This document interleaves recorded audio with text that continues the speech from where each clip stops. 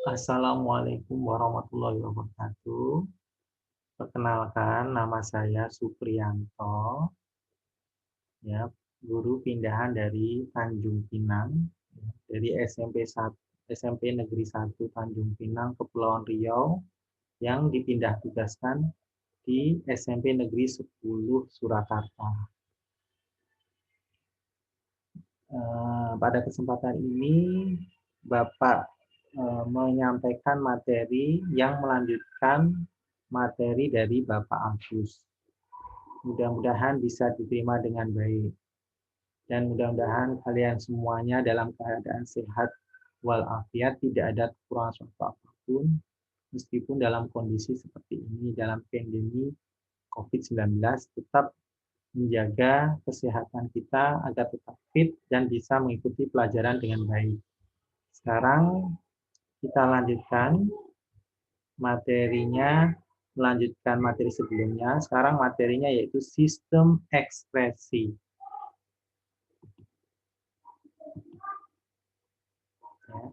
Sistem ekspresi. Organ-organ sistem ekspresi adalah, yang pertama adalah ginjal, yang kedua adalah kulit, yang ketiga adalah hati, yang keempat adalah paru-paru. Tujuan pembelajaran pada hari ini adalah peserta didik dapat menyebutkan organ-organ sistem ekspresi, yang kedua peserta didik dapat menjelaskan fungsi organ ginjal, yang ketiga peserta didik dapat menjelaskan fungsi organ kulit. Sebelum masuk lebih detail ke berikutnya, kita harus mengenal istilah-istilah dalam sistem metabolisme tubuh. Yang pertama, defekasi, yaitu proses pengeluaran sisa pencernaan atau feses melalui anus. Yang kedua adalah ekskresi, adalah proses pengeluaran sisa hasil proses kimiawi atau metabolisme yang tidak dibutuhkan tubuh. Yang ketiga adalah sekresi, proses pengeluaran oleh kelenjar berupa enzim atau hormon. Pada hari ini kita belajar tentang sistem ekspresi, yaitu pengeluaran sisa hasil proses metabolisme yang tidak dibutuhkan oleh tubuh. Alat-alat ekskresi, yang pertama adalah paru-paru. Ya. Zat yang dikeluarkan oleh paru-paru adalah CO2 karbon dioksida dan H2O uap air. Yang kedua adalah hati, zat yang dikeluarkan adalah empedu. Yang ketiga adalah kulit, zat yang dikeluarkan adalah keringat. Yang keempat adalah ginjal, zat yang dikeluarkan adalah urin atau air kencing. Yang pertama kita pelajari adalah ginjal, organ ginjal. Di sini kita tahu bahwa ginjal manusia, ginjal kita ini ada dua, ada sebelah kiri dan sebelah kanan. Fungsinya adalah menyaring darah. Darah yang masuk disaring, kemudian dikeluarkan berupa urin, masuk ke ureter, kemudian masuk ke kandung kemih, baru ke uretra. Sekarang kita belajar tentang bagian-bagian ginjal. Yang pertama yang Bapak tunjuk ini adalah korteks atau disebut kulit ginjal. Di dalam korteks ini, bagian tepi ini terdapat glomerulus, fungsinya untuk menyaring darah. Kemudian yang bentuk segitiga merah ini adalah medula atau sumsum ginjal. Di dalamnya terdapat tubulus proksimal, kemudian lengkung helit, tubulus distal, dan tubulus collectifus. Kemudian bagian tengah ini disebut pelvis atau rongga ginjal. Setelah darah disaring, ya, darah disaring melewati tahapan-tahapannya, yaitu tahapannya filtrasi, reabsorpsi, augmentasi, hasilnya urin sesungguhnya akan disimpan sementara di pelvis atau rongga ginjal, ya, untuk menyimpan urin sementara. Setelah itu dia melalui ureter masuk ke kandung kemih, baru uretra. Ini ureter. Kemudian berikutnya adalah sel ginjal. Proses pembentukan urin kita lihat dari sel ginjal atau nefron. Dimulai tahap pertama, darah masuk ke glomerulus. Ya, darah masuk ke glomerulus, fungsinya adalah menyaring darah atau filtrasi. Jadi darah yang masuk disaring oleh glomerulus, terjadi filtrasi, hasilnya adalah urin primer. Ya, urin primer. Setelah menjadi urin primer, masuk ke tubulus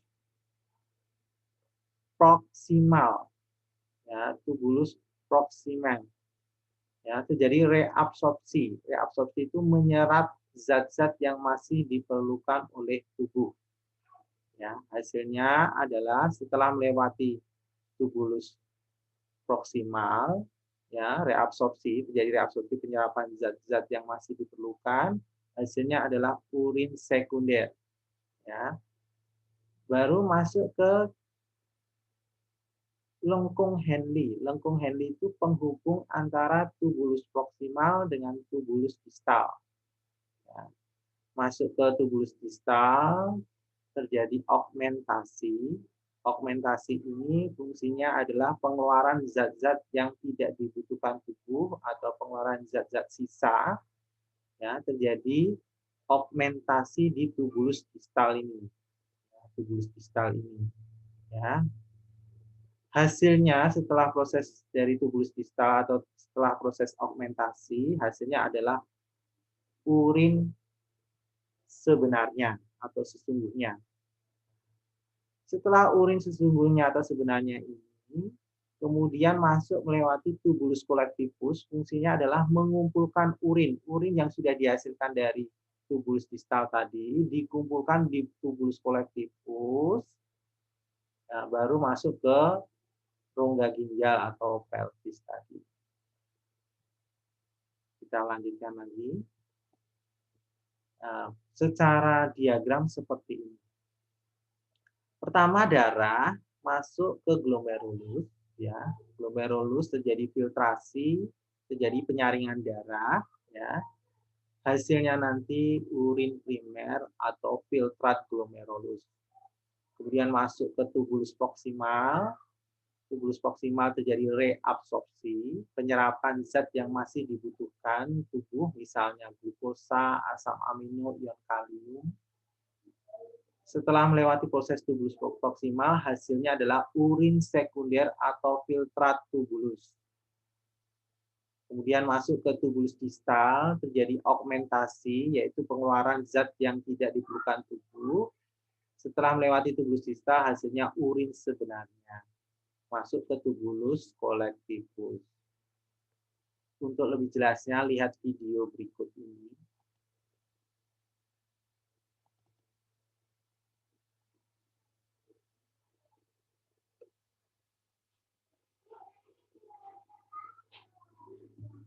The renal system consists of the kidneys, the connecting arteries and veins, and the urinary tract.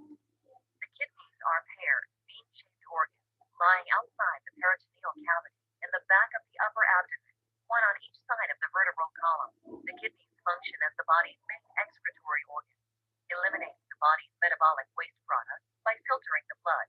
Substances that are unneeded or are present in excess are filtered out of the blood and form into urine, moving via the ureter into the bladder before being expelled through the urethra.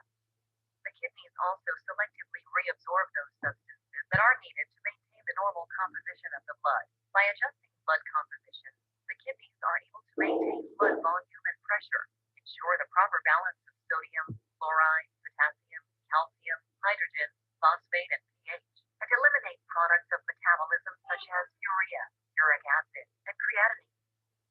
The medial border of the kidney is indented by a deep fissure called the hilum, where the blood vessels, nerves, and ureters connect to the kidney. The kidney is composed of up to 18 lobes.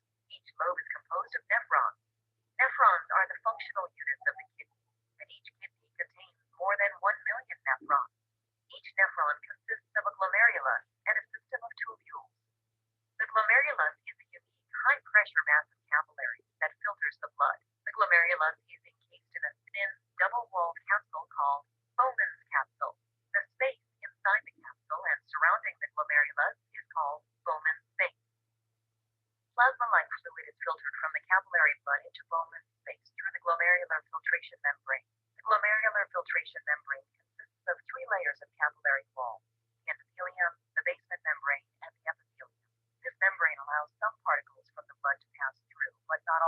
fluid that is filtered from the capillary blood into the Bowman space is called filtrate and forms the primary urine. The filtrate then diffuses across Bowman space and into the tubule system of the nephron. In the tubules, some substances are added to the filtrate as part of the urine formation, and some substances are reabsorbed out of the filtrate and back into the blood. The nephron tubule is divided into 4 segments. The filtrate passes through each of these segments before reaching the ureter, a highly coiled segment called the proximal convoluted tubule, which drains Bowman's capsule and where almost complete absorption of nutritionally important substances takes place. A thin loop structure called the loop of Henle, which reabsorbs water and ions from the urine and plays a role in controlling the concentration of urine. A distal coiled portion called the distal convoluted tubule, which regulates potassium, sodium, and pH, and where further dilution of the urine takes place. And the collecting tubule, which joins with several tubules to collect the filtrate and where final sodium regulation takes place. Each kidney is supplied with blood by a single renal artery that arises on its respective side of the aorta, before dividing into 5 segmental arteries that enter the hilum. Within the kidney, each segmental artery branches into several lobular arteries. The lobular arteries further subdivide to form interlobular arteries, which branch off into afferent arterioles. Blood flows into the glomeruli through the afferent arteriole. Blood flows out of the glomerulus through the efferent arteriole. The afferent and efferent arterioles regulate glomerular capillary pressure by selectively dilating or constricting. The kidney's venous blood, now filtered, flows from the glomerulus via the afferent arteriole into the peritubular capillary network, a low-pressure, reabsorptive system surrounding all portions of the tubule. This arrangement permits rapid movement of solutes and water between the fluid in the tubular lumen and the blood in the capillary. The peritubular capillaries rejoin to form the venous channels by which blood leaves the kidneys and empties into the inferior vena cava. Urine formation involves the filtration of the blood by the glomerulus to form an ultrafiltrate of urine, the tubular reabsorption of electrolytes and nutrients needed to maintain the constancy of the internal environment, and the secretion of waste materials. Filtration occurs as blood flows into the glomerulus from its afferent arteriole, and plasma moves through the glomerular capillaries into Bowman's space. From Bowman's space, the glomerular filtrate moves into the tubular segments of the nephron. Here, through tubular reabsorption, electrolytes and nutrients move from the filtrate back into the bloodstream. Here also, through tubular secretion, substances move from the peritubular capillary into the urine filtrate. The filtrate concentrates in the collecting tubule, then finds its way to the renal pelvis, where it is directed to the ureter, the bladder, and the urethra for elimination. The kidneys perform an excretory function by filtering the blood and then selectively reabsorbing those materials that are needed to maintain a stable internal environment. The nephron is the functional unit of the kidney and is composed of a glomerulus, which filters the blood, and a tubular component, where necessary substances are reabsorbed into the bloodstream and unneeded materials are secreted into the tubular filtrate for elimination in urine.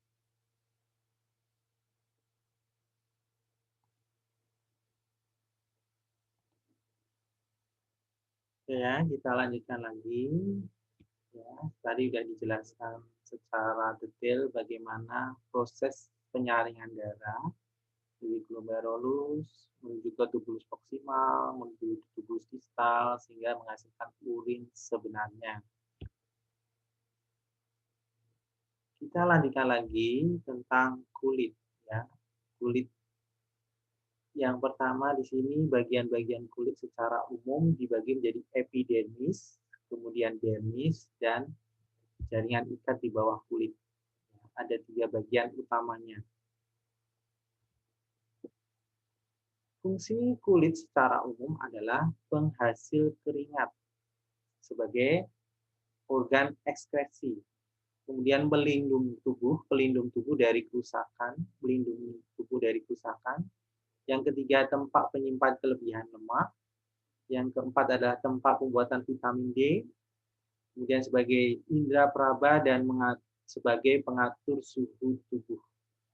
Jadi secara umum, sistem ekspresi dalam kulit ini menghasilkan keringat. Kita lihat videonya.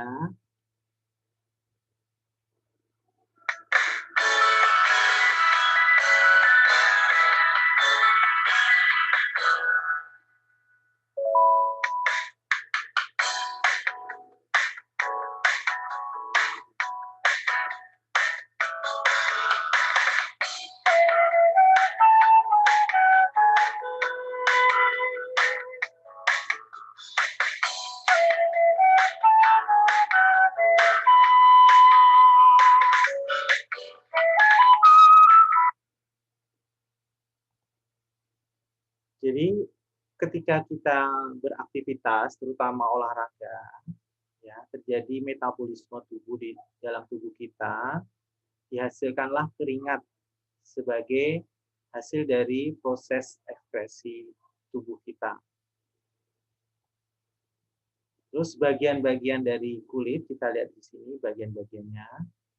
Di sini ada namanya kelenjar keringat yang berbentuk bulatan-bulatan ini, kelenjar keringat. Ini adalah tempat penghasil keringat, kemudian dikeluarkan melalui saluran ini pori-pori keringat di sini.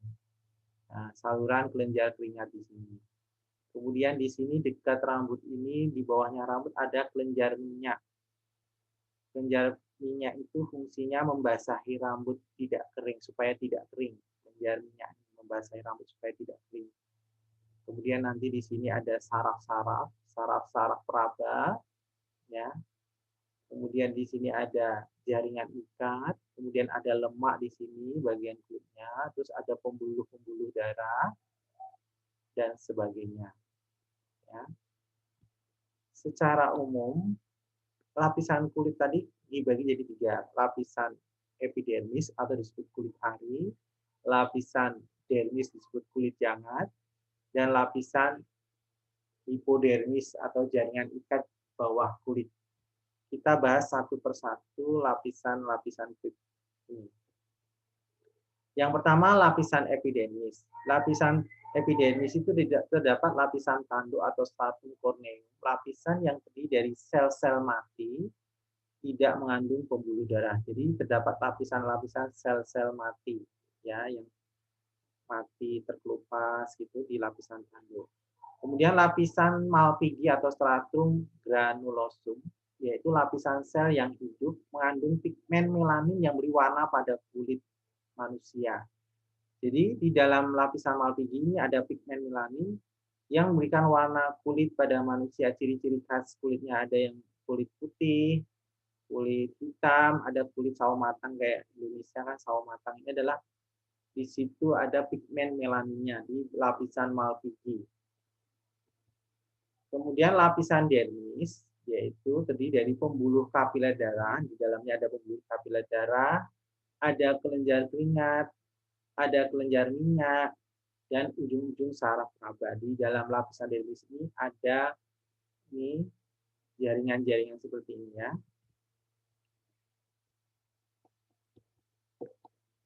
Kemudian jaringan ikat bawah kulit atau hipodermis terdapat cadangan lemak, ya. Cadangan lemak ini sebagai cadangan makanan juga dan menjaga suhu tubuh, ya.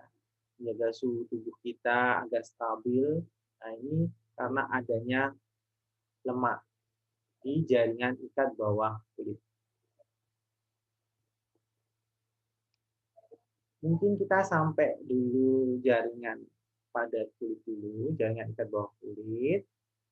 Untuk pertemuan selanjutnya bisa kita bahas yaitu tentang materi, yaitu organ ekspresi yang lain, yaitu hati dan paru-paru. Tolong pelajari materi ini lebih detail di buku cetak atau buku manapun, sumber manapun yang bisa kalian pelajari, bisa dari internet, bisa dari buku cetak, atau buku yang lain yang ada referensinya tentang sistem ekspresi. Mudah-mudahan dengan pelajaran hari ini kalian bisa paham tentang organ-organ ekspresi. Ya. Bapak akhiri sampai sini ya. Assalamualaikum warahmatullahi wabarakatuh.